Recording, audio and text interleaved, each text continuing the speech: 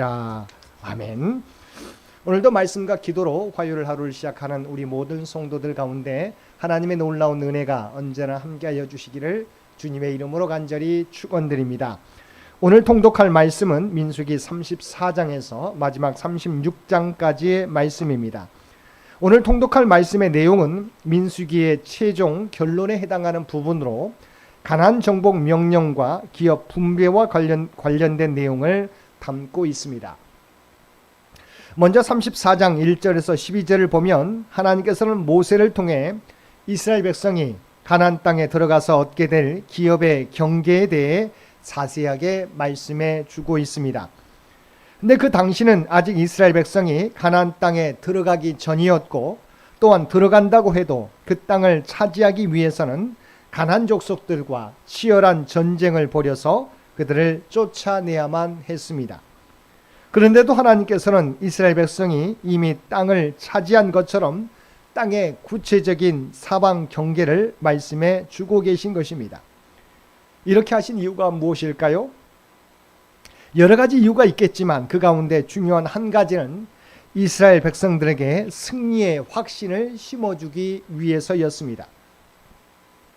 사실 가나안 정복 전쟁을 앞둔 이스라엘 백성들은 가나안 족속들과의 전투를 생각할 때 패배에 대한 불안감과 두려움을 떨쳐버릴 수 없었을 것입니다. 이에 하나님은 이스라엘 백성들에게 그들이 차지할 가나안 땅의 자세한 경계를 알려주심으로 그들로 승리가 확정된 전쟁을 수행하는 것임을 확신시켜서 용기를 갖고 정복 전쟁에 임하도록 하신 것입니다. 이렇게 이스라엘이 가나안 땅을 기업으로 얻게 되는 것은 약 470년 전에 하나님께서 아브라함에게 주신 약속의 성취입니다. 그런데 아브라함에게 주신 약속과 한 가지 다른 점은 1절에서 12절에 나오는 가나안 땅의 경계가 하나님께서 아브라함에게 약속하신 영토에 훨씬 못 미친다는 것입니다. 그리고 실제로 아브라함과의 언약에 포함된 땅을 이스라엘이 다 차지한 것은 다윗과 솔로몬 왕 때였습니다. 그렇다면 왜 하나님께서는 처음부터 아브라함에게 약속하신 땅을 이스라엘에게 다 주시지 않고 다윗과 솔로몬 때에야 비로소 다 주셨을까요? 그것은 당시 이스라엘에게 훨씬 더 넓은 땅을 지배하고 관리할 만한 인구나 정치, 경제, 군사적인 능력이 갖추어져 있지 않았기 때문입니다. 그것은 당시 이스라엘에게, 즉 당시의 여러 가지 여건으로 봐서는 본문에 나타나는 경계 안에 포함된 땅만을 차지하고 관리하는 것이 현실적으로 가장 바람직했기 때문입니다. 이처럼 하나님께서는 당신의 백성들에게 복을 주실 때 무조건 많은 것으로 베푸시지 않으십니다. 하나님은 당신의 백성에게 복을 주실 때도 그들의 형편과 처지에 맞게 베풀어 주시는 것입니다. 16절 이하의 말씀에서는 가나안 땅을 분배할 자들을 하나님께서 선임한 사실을 기록하고 있습니다. 즉 하나님께서는 제사장 엘르아살과 눈의 아들 여호수아에게 가나안 땅 분배의 책임을 맡게 하시고 각 지파에서 대표를 한 명씩 선임하여 땅 분배에 참여하게 하였습니다. 이는 하나님께서 가나안 땅의 경계를 정하여 주신 사건과 더불어서 가나안 정복 전쟁에서의 이스라엘의 승리가 확고부동한 사실임을 다시 한 번 더 강조하고 있는 것입니다. 19절에 보면 유다 지파의 대표로 나온 사람은 여분네 아들 갈렙이었습니다. 근데 이 갈렙은 원래 히브리인이 아니었습니다. 그는 그나스 사람으로 이스라엘이 출애굽할 때 함께 나온 잡족 중에 한 사람이었습니다. 어느 나라나 마찬가지지만 외국 출신의 사람을 배척하는 것이 일반적인 풍토입니다. 더구나 외국 출신의 사람을 자기들 지파의 대표자로 내세운다는 것은 생각하기 어려운 일입니다. 그런데도 갈렙은 이방 민족 출신으로 이스라엘 12지파 중에서도 가장 선임일 뿐만 아니라 세력도 큰 유다 지파의 대표가 되었습니다. 이처럼 갈렙이 혈통적인 핸디캡을 극복하고 이스라엘의 지도자가 된 것은 하나님을 향한 그의 굳건한 믿음과 열정과 헌신 때문이었습니다. 그는 가나안 땅의 정탐꾼으로 뽑혔을 때도 하나님을 믿는 믿음으로 가나안을 정복할 수 있다고 주장했고, 가나안 정복 전쟁 때도 항상 최선두에 나서서 승리의 원동력이 되었을 뿐만 아니라 심지어 85세의 노쇠한 몸을 이끌고도 가나안 족속 중 가장 기골이 장대한 아낙 자손이 있는 헤브론 산지를 맡아서 그들을 몰아내는 전쟁을 벌였던 사람이었습니다. 하나님께서는 그의 이러한 믿음과 헌신과 충성을 보고 그로 하여금 유다 지파의 대표가 되게 하셨고, 나아가 여호수아와 더불어 이스라엘의 지도자가 되게 하셨던 것입니다. 사랑하는 성도 여러분, 이와 같이 하나님께서는 그 사람의 혈통이나 외모를 보시지 않으십니다. 하나님께서 보시는 것은 그가 얼마나 굳건한 믿음에 서 있으며 하나님을 위해 얼마나 열심을 내어 충성하느냐를 보시는 것입니다. 35장은 이스라엘 백성 중에서 레위인이 차지할 성읍에 관해 기록하고 있습니다. 레위인은 본래 오직 성막 봉사를 위해서 하나님으로부터 구별되었으므로 기업 분배에서는 제외되었습니다. 레위인은 하나님을 그들의 기업으로 삼아 생활하도록 하신 것입니다. 그러나 레위인에게도 그들이 거주할 거주지와 그들이 소유하고 있는 가축을 사육할 목초지는 필요했습니다. 이에 하나님께서는 이스라엘 각 지파들이 차지한 기업으로부터 48개의 성읍과 그 주위에 있는 들을 레위인들에게 주어 그곳에 거하게 하셨습니다. 이로써 레위인들은 다른 지파처럼 한 곳에 모여 살지 못하고 온 땅에 흩어져 살아야 하는 처지가 되었습니다.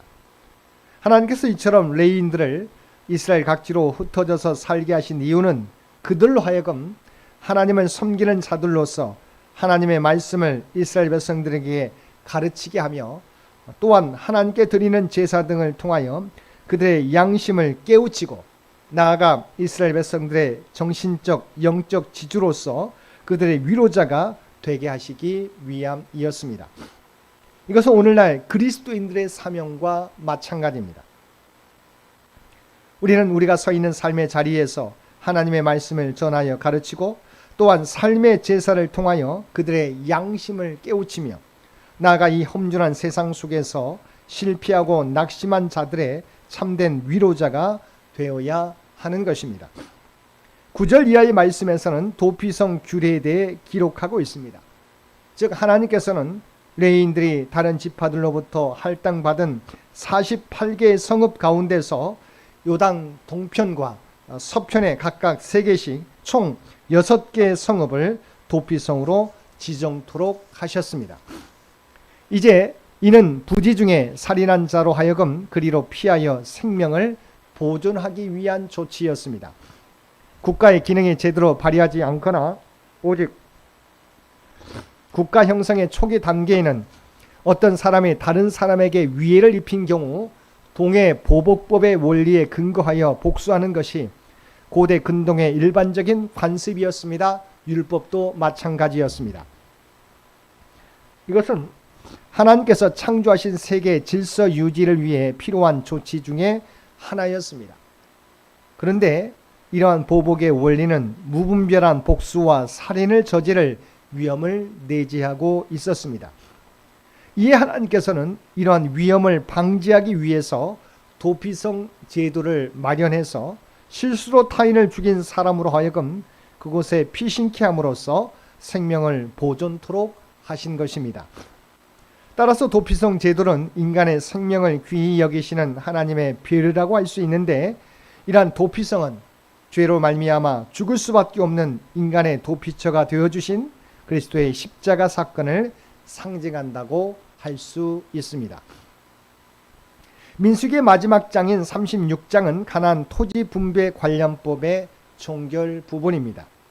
본문은 여자의 기업 상속법이라는 특별법에 대한 보완 규례를 기록하고 있습니다. 이러한 여자의 기업 상속법 보완 규례는 므낫세 지파 길앗 자손의 수령들이 아들 없이 죽은 아버지의 기업을 잇기 위해서 슬로브앗의 딸들이 다른 지파에게 시집 갔을 때 땅 분배 문제점을 지적함으로 얻게 된 새 규례입니다. 즉 길앗 자손의 수령들은 아들 없이 죽은 아버지의 기업을 물려받은 슬로보앗의 딸들이 만약 다른 지파의 남자에게 시집을 가면 자기 지파의 기업이 다른 지파에게 넘어가게 되어서 자기 지파의 기업이 줄어들게 되는 것에 대한 문제를 제기하였던 것입니다. 이에 대하여 하나님께서는 므낫세 지파 수령들의 문제 제기에 대하여 기업을 상속받은 여자는 오직 조상의 지파, 즉 같은 지파 내에서만 결혼하도록 하심으로써 문제를 해결해 주셨습니다. 이러한 여자의 기업 상속법 보완 규례는 율법의 한계를 나타내 주는데 이는 후에 그리스도의 은혜의 법에 대한 예표적 성격을 갖고 있음을 보여줍니다. 사랑하는 성도 여러분, 이처럼 사람의 소유는 모두 하나님의 손에 달려 있습니다. 하나님께서 허락하지 않으시면 아무리 노력해도 얻지 못하고 또 하나님께서 허락하시면 어떠한 난관이 있더라도 우리는 풍족히 채움을 받게 됩니다. 그러므로 성도들은 무엇을 먹을까 무엇을 입을까 염려하기보다 세상의 주인 되시는 하나님의 말씀을 따라 살아가야 하는 것입니다. 무엇보다도 그의 나라와 의를 구하며 살아가야 하는 것입니다. 그렇게 할 때 이 세상의 주인이시며 주관자 되신 하나님께서 우리에게 필요한 모든 것을 채워주실 것입니다. 오늘도 이 세상의 주인이 하나님이심을 고백하며 무엇보다도 하나님을 의지하며 하나님의 말씀 가운데 살아가는 저와 여러분 모두가 되시기를 주님의 이름으로 간절히 축원드립니다. 함께 기도드리겠습니다. 사랑하는 가 충만하신 아버지 하나님, 출애굽한 이스라엘 백성들의 앞길을 인도하신 분은 하나님이신 줄 믿습니다. 우리 인생의 앞길도 인도해 주실 분이 하나님이심을 믿고 먼저 그의 나라와 그의 의를 구하며 살아가는 저희들 되게 하여 주옵소서. 우리에게 복 주시는 하나님이심을 믿고 먼저 우리의 믿음의 그릇을 키워감으로 하나님께서 어떠한 복을 내리실지라도 그 복을 하나도 놓치지 않는 우리 모두가 되게 하여 주옵소서. 오늘도 이 나라 이 민족을 긍휼히 여겨주시며 하나님의 아버지 하나님 선한 영향력을 나타나는 대한민국이 되도록 역사하여 주옵소서. 100주년을 준비하며 나아가는 창현재단을 기억하여 주시며 모든 주의 백성들의 기도와 간구와 봉사와 헌신을 통해서 하나님의 계획하신 바를 이루어가게 하여 주시옵소서. 특별히 올로장로님을 비롯한 모든 성도들을 눈동자와 같이 지켜주시기를 원합니다. 환우들 가운데는 하나님 치유와 회복의 역사를, 경제적으로 어려움 당한 주의 백성들에게는 그들에게 필요한 은혜를, 사랑하는 자녀들에게는 더욱더 하나님을 아는 지혜를 더하여 주시며 지혜와 능력을 허락하여 주시어서 하나님의 계획하신 비전과 꿈을 이루어가는 사랑하는 자녀들 되게 하여 주시옵소서. 세계 가운데는 진정한 그리스도의 평화가 임할 수 있도록 놀라운 은총 도와여 주옵소서. 오늘 또 우리에게 복된 하루를 허락해 주신 것 진심으로 감사합니다. 우리가 서 있는 삶의 자리에서 그리스도의 아름다운 향기를 나타내며 그리스도의 영광을 드러내는 우리 모두가 되게 하여 주옵소서. 이 모든 간구 우리를 구원하여 주신 예수님의 이름으로 간절히 기도드리옵나이다. 아멘. 여러분 기도하실 때